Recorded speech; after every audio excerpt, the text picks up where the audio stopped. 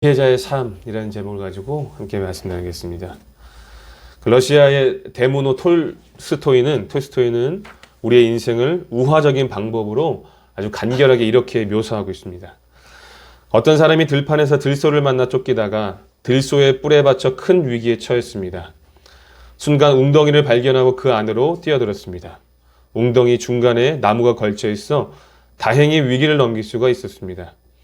그런데 무심코 아래를 내려다본 그 사람은 깜짝 놀랐습니다. 마른 웅덩이 바닥에는 독사와 그 새끼들이 우글거리고 있었습니다. 그런 와중에도 그 사람은 걸터앉은 나무 끝에 벌이 따다 넣은 꿀을 손끝으로 찍어 먹었습니다. 그때 사각거리는 소리가 나서 밑을 보니 생쥐 한 마리가 나무 밑동을 갉아먹고 있는 것이 아니겠습니까? 톨스토이는 인생이란 바로 이런 것이다 라고 했습니다. 행복한 일을 만났다가도 금세 고난이 닥치고 고난 이후에 그것이 약이 되어 그렇게 즐거운 인생을 살다가도 언제 어느 때에 어려움이 닥칠지 모르는 것이 오늘 우리의 인생이다라는 거예요. 톨스토이가 인생을 이렇게 우화적인 방법으로 묘사한 것처럼 우리 인간의 삶은요, 한 치 앞도 내다볼 수 없는 연약한 존재라는 것을 우리는 깨달아야 합니다. 만약 우리가 미래를 예측할 수 있었다면 정말로 행복하고 즐거운 삶을 보낼 수 있을 것 같습니다. 그러나 미래를 예측하지는 못하더라도 우리가 지혜를 우리가 가지고 있다면 모든 상황을 슬기롭게 극복할 수 있지 않을까요? 그렇죠? 그래서 우리가 어떻게 하면 이 한 치 앞도 내다볼 수 없는 우리의 인생을 지혜롭게 살아낼 수 있을까? 오늘 우리가 그 비결을 오늘 성경을 통해서 한번 확인해 보는 시간을 갖도록 하겠습니다. 먼저 본문으로 들어가기 전에 우리가 전도서의 전체적인 주제를 한번 확인해 보고 들어가야 돼요. 전도서의 전체 주장은 전도서의 1장에 나와 있는데 우리 성도님들 알고 계시듯이 어떤 내용입니까? 헛되고 헛되며 헛되고 헛되니 모든 것이 헛되다라고 이야기하고 있습니다. 이것이 전도서가 말하는 전체 지혜예요. 이것을 인지한 상태에서 우리가 본문을 한번 확인해 보도록 할게요. 이제 본문 말씀 1절 말씀만 한번 읽어볼까요? 1절입니다. 시작. 범사에 기한이 있고 천하 만사가 다 때가 있나니. 아멘. 여기 1절은 오늘 이제 이 전도서 3장의 전체 주제와 중요한 연관성을 맺고 있습니다. 우리의 인생은 모든 일에 때가 있다라고 이야기를 하면서 이어지는 2절의 말씀에 보니까 날 때가 있고 죽을 때가 있다는 것으로 시작하고 있습니다. 네, 그러니까 날 때와 죽을 때, 다시 말하면 인생의 시작과 끝인 출생과 죽음을 언급하면서 인생 전체가 하나님의 주권적인 통치 아래 있다는 사실을 지금 강조하고 있는 거예요. 그리고 그 이후에 기록되어진 말씀을 통해 인생의 때에 대해서 설명하고 있습니다. 심을 때가 있으면 심은 것을 뽑을 때가 있고, 죽일 때가 있으면 치료할 때가 있으며, 헐 때가 있으면 세울 때가 있고, 울 때가 있으면 웃을 때가 있다라고 가르치고 있습니다. 이것은 우리 인간의 인생사에 있어서 양극단의 삶을 대조적으로 묘사하면서 우리의 인생사를 이렇게 풀어내고 있는 거예요. 즐겁고 기쁠 때만 있으면 참 좋겠지만 성경이 말하는 것과 같이 우리의 인생은 이 양극단을 동시에 경험하면서 살아가고 있습니다. 그리고 인간은 하나님의 손에 붙들린 운명적 존재이기 때문에 이 때는 누구도 알지 못한다는 거예요. 그러나 오늘 본문은 이 양극단의 실제적인 해결책과 지혜가 무엇인지 우리에게 가르쳐주고 있어요. 먼저 본문을 통해 깨닫게 되는 첫 번째 지혜는 무엇이냐면 인생의 양극단을 모두 받아들이는 태도입니다. 첫 번째 지혜가 뭐라고요? 인생의 이 양극단을 모두 받아들이는 태도입니다. 피해가나 모른 척하는 것이 아니라 겸허히 받아들여야 된다는 거예요. 죽음도 삶도, 미움도 사랑도, 슬픔과 기쁨도, 괴로움과 즐거움도 하나님이 인간에게 허락하신 인생의 양극단을 모두 받아들이며 살아야 된다는 겁니다. 이 양극단의 삶은 어느 한 사람도 예외 없이 누구나 경험하며 살아가야 한다는 것을 깨달아야 합니다. 나에게만 괴로움이 있는 것이 아니라 다른 누군가에게도 괴로움이 있고, 나에게만 슬픈 것이 있는 일이 생긴 것이 아니라 다른 누군가에게도 동일하게 일들이 벌어지고 있다는 거예요. 그런데 우리가 안타깝게도 우리는 즐거움보다 괴로움에 얽매일 때가 더 많습니다. 그럴 때마다 우리는 그것이 우리 인생의 한쪽뿐이라는 것을 우리는 반드시 깨달아야 돼요.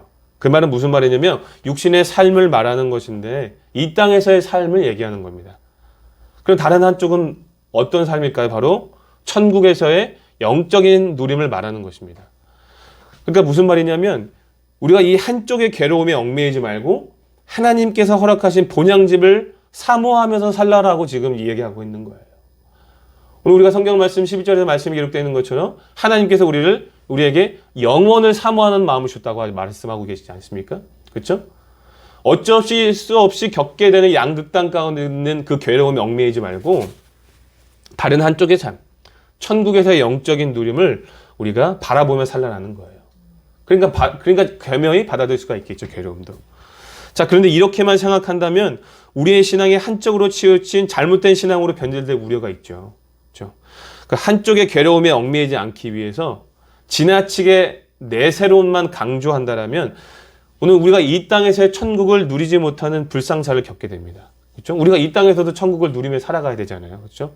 그래서 우리는 이 본문을 통해 또 한 가지 사실을 깨닫는데 우리의 인생이 괴로움의 때만 있는 것이 아니라 반드시 즐거움의 때도 있다는 것을 우리는 깨달아야 된다는 거예요.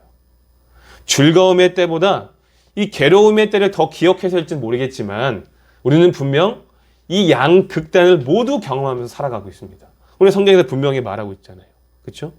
그러므로 이 양극단이 모든 인생들에게 주어진다는 사실을 깨닫는다라면 괴로울 때도 슬플 때도 그 이후에 반드시 찾아오는 즐거움의 때, 기쁨의 때로 인하여서 우리가 겸허히 견딜 수 있고 받아들일 수 있다는 겁니다. 자, 그런데 그것보다도 더 중요한 것은 뭐냐면 왜 나에게 이런 일이 일어났을까에 대한 삶의 회의와 아픔 속에서 깨어나는 것이 중요합니다.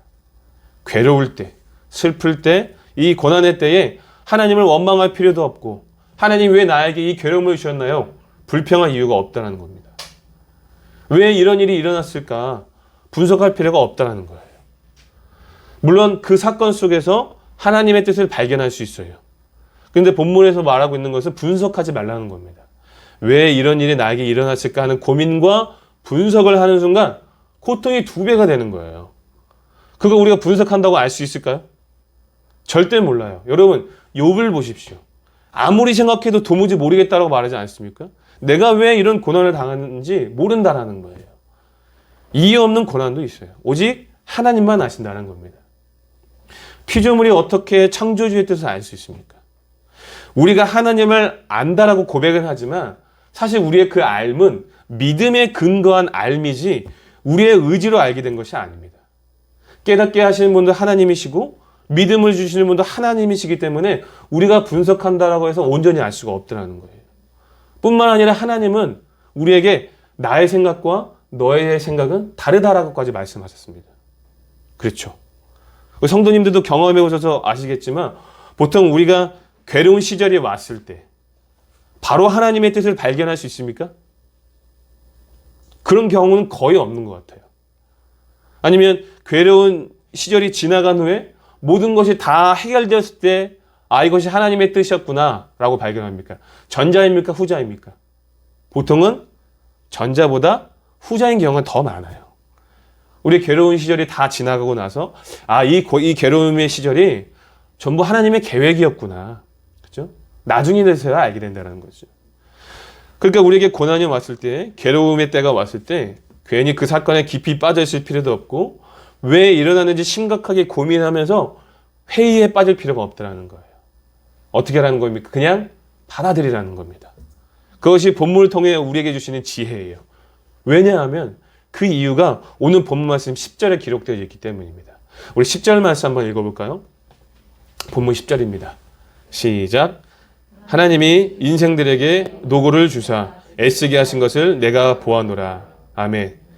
자, 이 전도서를 쓴 저자는 뭐라고 고백합니까? 이 노고를 누가 주셨다라고 이야기하고 있습니까? 하나님이 주셨다라고 이야기하고 있습니다. 그렇죠? 이 괴로움의 때 누가 주셨다는 거예요? 하나님이 주셨다는 거예요. 11절도 한번 읽어볼까요? 11절 시작. 하나님이 모든 것을 지으시되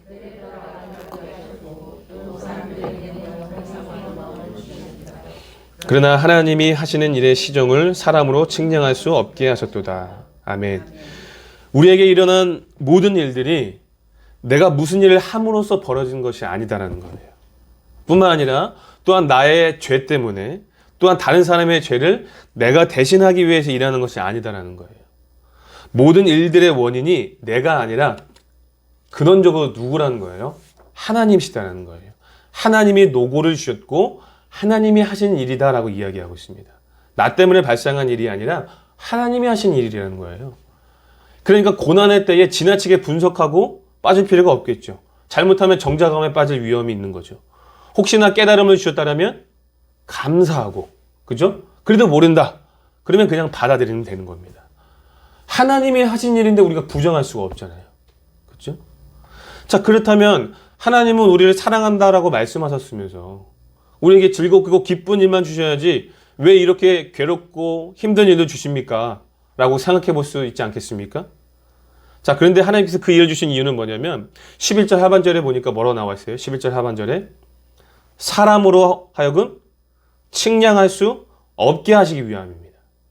11절 말씀에 나와 있죠? 네, 사람으로 하여금 측량할 수 없게 하려고. 여러분, 사람들이 과거에서부터 지금까지 뭔가 행복하고 즐거운 삶을 추구하기 위해서 뭔가 미래를 예측하고 싶어 했습니다. 그래서 사건과 사고로부터 미리 예방하고 싶어 했죠.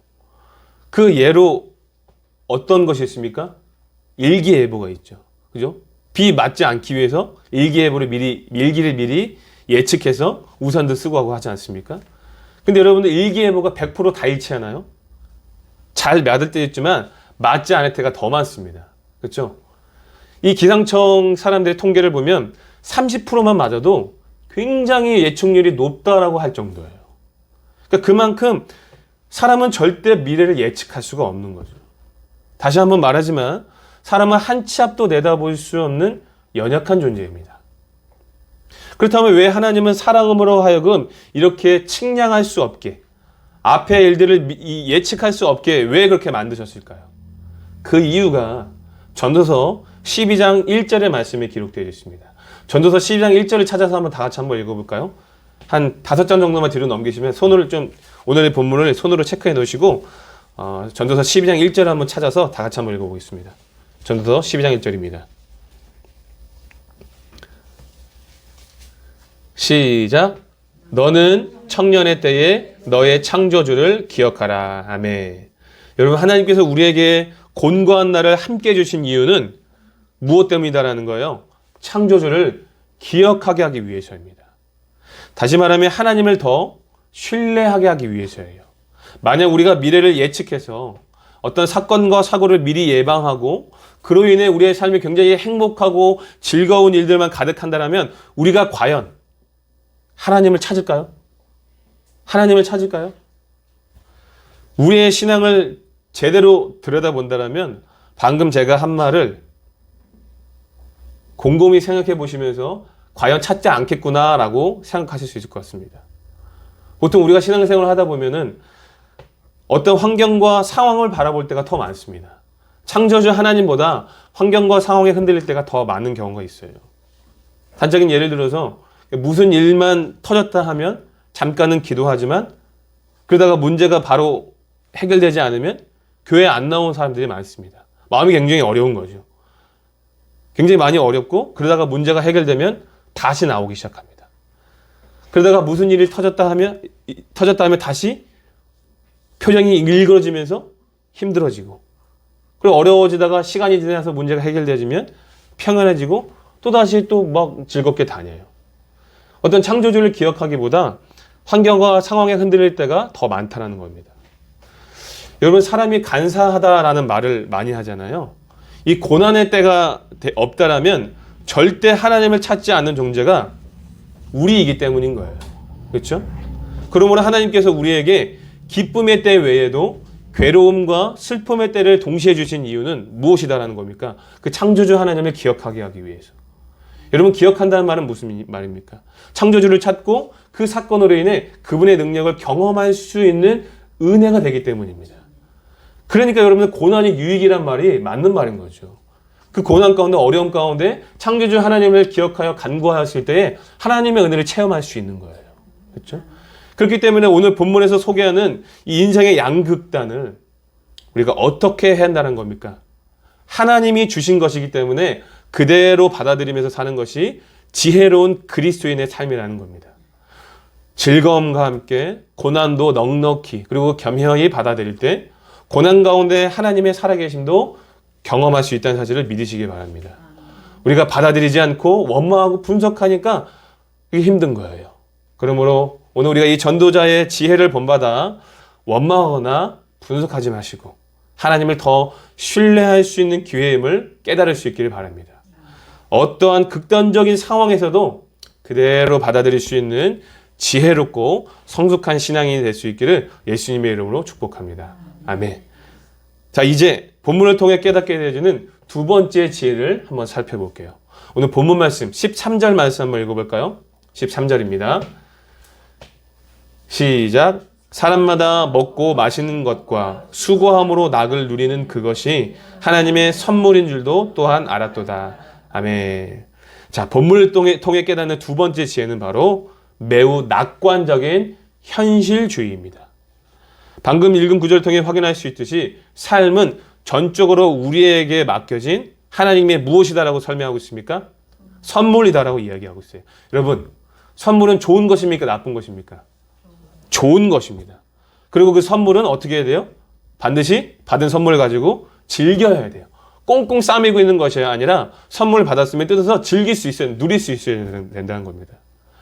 가슴이 찢어질 것 같은 아픔과 그 무의미한 때에도 모든 것이 무너져서 굉장히 힘들어하고 울고 있을 그때에도 내가 도대체 어떻게 살아야 합니까?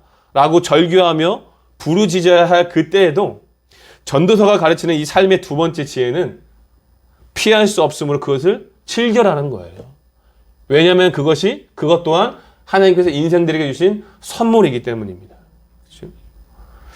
전도서 11장 8절은 이렇게 이야기하고 있습니다. 제가 읽어드릴게요. 사람이 여러 해를 살면 항상 즐거워할지로다. 그러나 캄캄한 날들이 많으리니 그 날들을 생각할지로다. 다가올 일은 다 헛되도다. 아멘. 우리가 인생을 살면 항상 즐겁게 살아야 한대요. 그러나 전도서가 말하는 것이 무엇입니까? 행복한 일보다 캄캄한 일들이 더 많다는 겁니다. 그렇기 때문에 우리의 인생은 헛되다는 거죠. 그러므로 피할 수 없으면 즐겨라라는 것이, 그 캄캄한 날도 즐겨라라는 것이 오늘 우리에게 말씀하신 지혜입니다. 어떻게 보면 아주 낙관적인 삶을 살아라 라는 것처럼 들릴 수가 있겠죠. 내게 일어나는 아픔과 기쁨도 괴로움과 즐거움도 이별과 만남도 미움과 사랑도 즐기면서 살아라 라는 것이요. 그런데 우리가 세상의 용어로 본다면 낙관적인 삶으로 보일 수가 있겠으나 우리 성도들의 삶은 이것을 어떻게 고백할 수 있겠습니까? 믿음의 삶이다라고 고백할 수 있는 거예요. 여러분, 낙관과 믿음은 다릅니다. 절대 같은 것이 될 수가 없어요. 낙관과 믿음은 달라요. 낙관은 포기가 포함되어지지만 믿음은 포기가 아니라 맡기는 겁니다. 누구에게 맡기는 겁니까? 창조주에게 맡기는 거예요. 세상 사람들은 힘들어할 일도 그들은 포기하지만 우리 그리스도인들은 하나님께 맡기며 살아가는 것. 이것이 믿음의 삶 아니겠습니까? 그렇기 때문에 우리는 하나님을 의지하여서 그들에게 이렇게 말할 수 있어야 되는 거예요. 왜? 무슨 일이 있어? 하고 말할 수 있어야 된다는 거죠. 우리는 이것을 무엇이다라고 이야기합니까? 초월적인 신앙이다라고도 이야기를 하죠. 초월적인 신앙. 상황의 어떠함을 떠나 우리가 그 상황 가운데서도 의연할 수 있고 오히려 그 어려움의 시기를 넉넉히 이겨나갈 수 있는 신앙. 그 상황을 초월했다는 거죠. 그러니까 쉽게 이야기하면 우리의 인생을 파도 타기에 비유할 수가 있겠죠. 파도가 높게 왔을 때는 파도를 높게 타고 낮게 왔을 때는 또 낮게 타는 것처럼 서핑하는 사람들 TV에서 보셨잖아요. 그렇죠? 여름에. 그처럼 우리의 인생 또한 즐기면서 살라는 겁니다. 우리가 그렇게 살아낼 수만 있다면 우리의 인생의 파도는 고통스러운 것이 아니라 파도를 타며 춤출 수가 있다는 것을 믿으시기 바랍니다. 인생의 최고점뿐만 아니라 최저점에서도 즐겁게 즐기며 살아갈 때에 비로소 우리의 삶과 신앙은 초월적인 모습으로 성장할 수 있게 되는 거예요. 그리고 그것은 우리의 삶이 우리의 삶이 되어서 우리 삶의 일부분이 되어서 이웃과 세상에게 그 문제를 해결해 주신 예수 그리스도를 전할 수 있는 기회가 되는 거죠. 저렇게 어렵고 힘든 상황에서도 저들이 의연할 수 있는 원동력이 무엇인가? 그죠? 이웃이 우리의 삶을 주목하게 되어지고 그로 인해 그들이 하나님을 발견하게 되어지고 우리 삶을 통해서 예수 그리스도를 발견하게 되는 겁니다. 그렇죠? 그래서 오늘 우리의 삶이 이렇게 살아갈 수만 있다면 더 복되고 아름다운 삶이 될 수 있는 겁니다. 자, 그런데 어떤 분들은 다른 생각을 가질 수도 있을 것 같아요. 양극단을 받아들이는 것까지는 할 수 있겠다 쳐도 도대체 어떻게 절망을 즐길 수가 있겠습니까? 라고 말하는 분들을 위해서 한 가지 비유를 더 들려드릴게요. 여러분, 애벌레가 나비가 되기 위해서는 고치를 찢고 나와야 되죠. 그렇죠? 나비가 고치를 찢고 나오는 것이 너무너무 힘겨워 보여서 누군가가 그 고치를 살짝 찢었다라고 생각해 보십시오. 과연 그 나비는 잘 살 수 있을까요? 아닙니다. 그 나비는요, 몇 번의 날개짓을 하고는 바로 그대로 땅에 추락하여 죽어버리고 맙니다. 왜냐하면 고치를 찢고 나올 그 힘으로 날개짓을 할 수 있는 힘이 생기는데 누가 고치를 찢어준다면 나비는 날개짓을 할 수 있는 힘을 기르지 못하게 되는 겁니다. 그러니까 나비에게 있어서 최선은요, 고치를 찢는 그 힘든 시기를 거쳐 날개의 힘을 기르고 그것이 훈련이 되어서 힘찬 날개짓을 할 수 있게 되는 거예요. 그러니까 그것이 나비에게 있어서는 최선이라는 겁니다.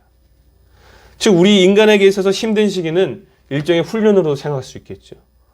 더 나은 것을 더 기쁘게 받아들일 수 있기 위한, 그보다 더 어려운 시기를 넉넉히 감내하기 위한 훈련의 시기라고 생각할 수 있는 거예요. 하나님은요, 사랑 그 자체이십니다. 하나님은 우리에게 복 주시기를 원하십니다. 하나님은 이 세상을 말씀으로 만드셨으며 모든 것의 주인이 되십니다. 그래서 여러분들 한 말씀만 하시면 나를 억만장자로 만들어 놓을 수 있는 분입니다. 여러분, 로또 아무것도 아니잖아요. 그렇죠? 뿐만 아니라 하나님이 한 말씀만 하시면 나를 최고의 지식인으로 만들어 놓을 수 있겠죠. 여러분, 서울대 아무것도 아닙니다. 뿐만 아니라 하나님께서 한 말씀만 하시면 모든 사건과 사고로부터 오늘 우리가 어떠한 어려움 없이 하나님의 능력으로 살아갈 수가 있다는 거예요. 왜 그렇습니까? 하나님이 말씀으로 천지를 창조하셨기 때문에 그만한 능력과 그만한 힘이 갖고 계신 분이에요. 하나님이 한 말씀만 하시면 우리의 인생은 정말 즐겁고 기쁜 일만 가득한 채 살아갈 수 있다는 겁니다. 그러나 전도서의 말씀을 통해 말씀하신 지혜는 그 모든 것이 무엇이다라는 거예요. 헛되고 헛되며 헛되고 헛되다라는 겁니다. 우리 인간에게 있어서 여러분 즐거움만 있다라면 얼마나 좋겠습니까? 그러나 그것은 너무나 이기적인 인본주의 사상에서 나온 우리 인간들의 생각입니다. 우리에게 즐거움만 주어진다면 아마 모든 인간의 즐거움을 만족시키기 위해서 이 땅은 점점 더 타락해져 갈 것이고 하나님의 존재는 잊혀져 갈 겁니다. 뿐만 아니라 하나님께서 예배해 놓으신 더 좋은 본향집을 우리는 놓치게 되는 거예요. 그러므로 우리는 이 인생의 최저점을 맞이했을 때, 최고점에 있을 때처럼 만족하며 즐거워하고 이 최저점에서도 즐겁게 사는 법을 배워야 합니다. 왜냐하면 그것이 하나님께서 우리에게 주신 선물이기 때문이에요. 빌립보서 4장 11절부터 13절에서 사도 바울은 이렇게 이야기하죠. 내가 궁핍함으로 말하는 것이 아니라 어떠한 형편에든지 나는 자족하기를 배웠노니 나는 비천에 처할 줄도 알고 풍부에 처할 줄도 알아. 모든 일, 곧 배부름과 배고픔과 풍부와 궁핍에도 처할 줄 아는 일체의 비결을 배웠노라. 내게 능력 주신 자 안에서 내가 모든 것을 할 수 있느니라. 아멘. 그러므로 우리는 하나님께서 주시는 이 양극단을 기쁠 때만 즐거워할 것이 아니라 슬프고 아픔이 있는 고난의 때에도 창조주를 기억하며 그리스도 안에서 즐거워할 줄 아는 성숙한 신앙인이 되어야 합니다. 그것이 바로 오늘 우리에게 허락하신 삶의 인생의 지혜예요. 너무나 죄송스럽게도 이렇게 어린 목사가 인생을 마치 다 산 것처럼, 그죠? 인생을 다 살아보고 얘기한 것처럼 인생을 놀아면서 말하니까 사실 굉장히 어떤 분들은 공감이 잘 되지 않을 수도 있을 것 같습니다. 그러나 너무나 감사하게도 하나님은 저에게 수고함으로 낙을 누리는 은혜를 주셔서 이 말씀을 성도님들에게 더 힘있게 전달할 수 있을 것 같아요. 다들 알고 계시듯이 저를 포함하여 저의 가족들은 모두 굉장히 힘든 시기를 보냈죠. 굉장히 경제적인 어려움을 겪었습니다. 제가 이 말을 하는 것을 우리 가족들은 별로 안 좋아하는데 저는 사실 그것이 상처가 되기 때문에 이야기하는 것이 아니에요. 오늘 이 지혜를 통하여서 오늘 우리에게 허락하신 선물이기 때문에 이야기하는 겁니다. 저는 초등학교 6학년 때부터 결혼할 때까지 초등학교에서 살았습니다. 초등학교에서 말이 비닐하우스에서 살았습니다. 잘못 얘기했어요. 비닐하우스에서 살았습니다. 여러분 비닐하우스에서 안 살아보면 모르잖아요. 그렇죠? 여름에는 굉장히 덥고 겨울에는 굉장히 추운 곳이에요. 중학교 시절부터 차비를 아끼기 위해서 한겨울에도 30분, 40분이나 되는 거리를 자전거로 통학을 했습니다. 수업료를 제때 내지 못해서 매 학기마다 매 분기마다 교무실에 불려가서 굉장히 힘들었어요. 그리고 제가 안 해본 아르바이트가 없습니다. 우리 여러분들이 보시기에는 제가 굉장히 부잣집 아들내미처럼 보이겠지만 아무도 공감하지 않으시네요. 농담을 한 건데. 자, 근데 저는 안 해본 알바가 없을 정도로, 안 해본 일이 없을 정도로 굉장히 많은 일들을 했어요. 주유소 알바부터 시작해서, 그리고 PC방 알바, 야간 알바, 그리고 도서관에서도 알바도 해보고, 그리고 공업사를 따라다니면서 1년간 그 공사 현장에서 일해보고, 아파트 베란다 확장 공사도 해보고, 그리고 샤시를 만들어내는 공장에서도 일을 해보고, 안 해본 일이 없어요. 아마 시간과 돈만 있으면 전문가를 부르지 않아도 집 한 채 정도는 저희 아버지와 함께 지을 수 있을 정도입니다. 다들 아실 거예요. 다들 알고 계시지, 여기 있는 이 인테리어도 저랑 아버지가 같이 하지 않았습니까? 그렇죠? 그렇게 일을 해야 되지만 그 어린 시절 단 한 번도 저는 쉰 적이 없어요, 사실은. 단 한 번. 학교를 다닐 때도 알바 쉰 적도 없었고, 사역을 이제 할 때도 그랬고.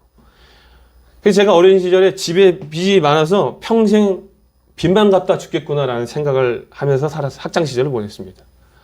꿈도 없었고 목적이 없었습니다. 이제 제 장래 희망이 뭐였냐면 회사원이었어요. 회사원. 평범한 삶이 저의 꿈이었습니다. 당시에는 어려서 잘 몰랐는데 이러한 집안 형편임에도 불구하고 엇나가지 않고 바르게 성장할 수 있었던 것은 저의 가정이 하나님을 믿는 가정이었기 때문이다라고 생각합니다. 그래서 가난했기 때문에 붙잡을 것이 하나님밖에 없었어요. 이 가난이라는 것이 하나님을 찾게 된 통로가 된 거죠. 괴롭고 힘드니까 하나님을 찾는 은혜의 시간이 된 겁니다. 매일같이 기도했어요. 제발 하나님 우리 가정 도와주세요. 언제입니까? 언제쯤이나 이 가난에서 벗어날 수 있습니까? 부르짖었어요. 하나님께 날마다 기도했어요. 그런데 그때는 그 즐거움의 때는 우리 가정이 풀릴 때는 쉽게 오지 않더라고요. 그리고 그 대학생쯤 되니까 이제는 가난이 삶의 일부가 되어서 오히려 즐길 수 있는 수준이 되었습니다. 단돈 2,000원밖에 없어도 일주일을 버티게 되었습니다. 없으면 없는 대로, 있으면 있는 대로 감사하며 만족하는 법을 배웠어요. 어릴 때는 부끄러움이 있었는데, 그 돈이 없는 것에 대한 부끄러움이 있었는데 성인이 되고 나니까 그냥 불편한 정도일 뿐이지 부끄러운 일은 아니다라고 생각되더라고요. 그리고 그러던 어느 날 하나님의 부르심을 받고 목회자가 되기로 결심한 날, 하나님께서 지나온 저의 삶을 돌아보게 하시는데, 이 모든 것이 나를 목회자로 세우기 위한 훈련이었구나라는 것을 깨닫게 되었습니다. 여러분, 사실 목회자가 경제적인 부를 누릴 수 있는 직업이 아니잖아요. 그렇죠? 그런데 어려서부터 경제적인 어려움이 삶의 일부가 되어서 살아왔기 때문에 목회자가 되고서 경제적인 어려움이 있어도 그렇게 크게 어렵다고 생각되지가 않는다라는 거죠. 그 물질일에 있어서 휘둘리지 않을 수 있는 거죠. 제가 처음 목회자로 부름을 받았을 때 목회자가 정말로 되기 싫어서 하나님께 밤낮으로 울고불며 사명을 거둬달라고 기도한 적이 있었습니다. 그 이유가 뭐냐면 이 경제적인 문제 때문이었어요. 평생 가난하게 살았는데 하나님이 저보고 목회자가 되라고 하니까 억울한 거예요. 특별히 사실 잘하는 게 없거든요. 특별히 잘난 것도 없는데 사업을 해서 돈을 굉장히 많이 벌고 싶었습니다. 공부도 그렇게 잘한 편도 아니었는데. 그래서 마음속으로 끈질기게 이 사명을 놓고 싶었지만 하나님께서 내적 부르심 그리고 외적인 부르심으로 저를 끈질기게 굴복시키셨어요. 도저히 거부할 수 없는 상황으로 만드셨습니다.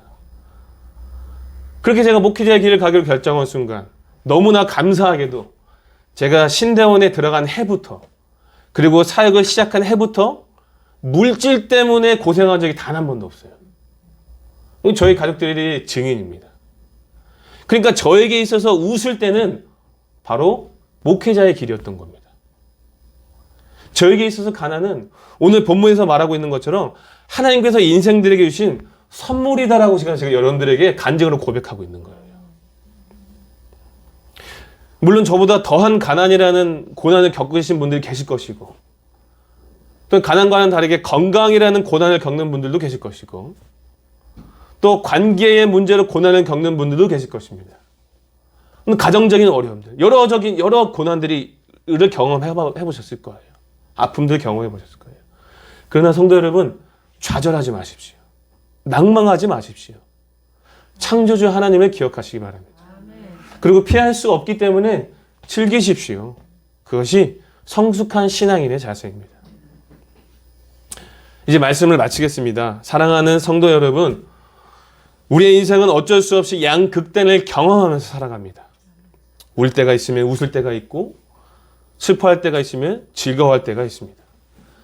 웃을 때와 즐거워할 때만 있으면 참 좋겠지만 우리가 그때만 하나님을 찬양하는 것이 아니라 울 때와 슬플 때에도 그것조차 하나님께서 내게 주신 선물임을 기억하셔서 하나님을 찬양할 수 있는 성숙한 신앙인들이 될 수 있길 바랍니다. 창조주 하나님을 기억하십시오. 이왕이면 즐겨보십시오. 우리가 그렇게 살아낼 수만 있다면 모든 것에 초월한 신앙인이 되어서 이웃과 세상에게 하나님의 살아계심을 보여줄 수 있는 것입니다. 부디 본문을 통해 주시는 그 지혜를 마음에 잘 새기셔서 이웃과 세상에게 하나님의 살아계심을 나타낼 수 있는 그 지혜자의 삶이 될 수 있기를 예수님의 이름으로 축복합니다. 아멘.